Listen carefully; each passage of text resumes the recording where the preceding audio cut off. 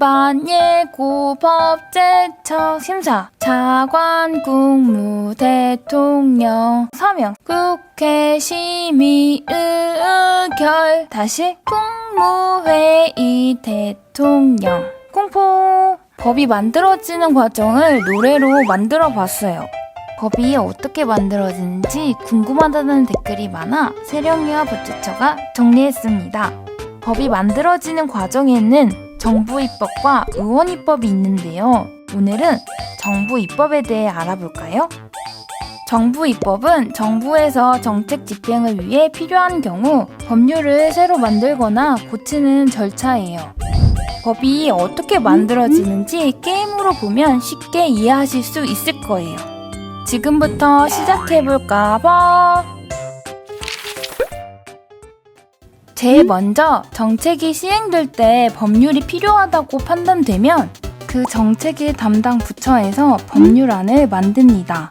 법률안을 만든 담당 부처는 그 내용과 관련이 있는 다른 부처와 협의하고 필요한 경우에는 그 내용을 조정합니다. 이때 부처와 협의 기간은 10일 이상이 되어야 합니다. 그러나 법률안을 긴급하게 추진해야 하는 등 특별한 사정이 있는 경우에는 법제처장과 협의해 10일 미만으로 단축할 수도 있답니다.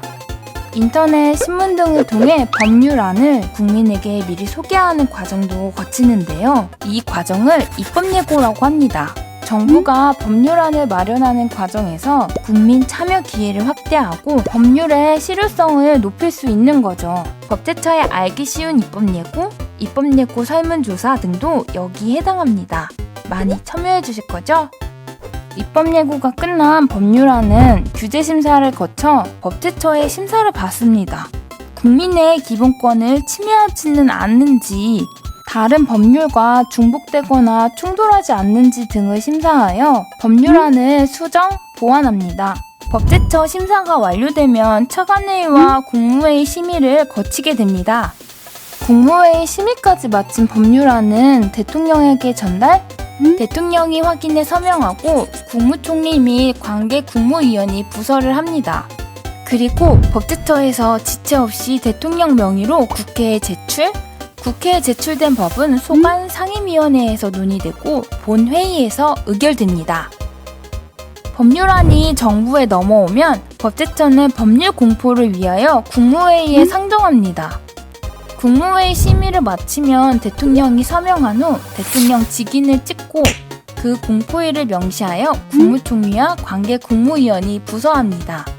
다만 대통령은 국회에서 이송되어 온 법률안에 이의가 있을 때는 이송되어 온 후 15일 이내에 이의서를 붙여 국회로 되돌려 보내고 제의를 요구할 수 있습니다.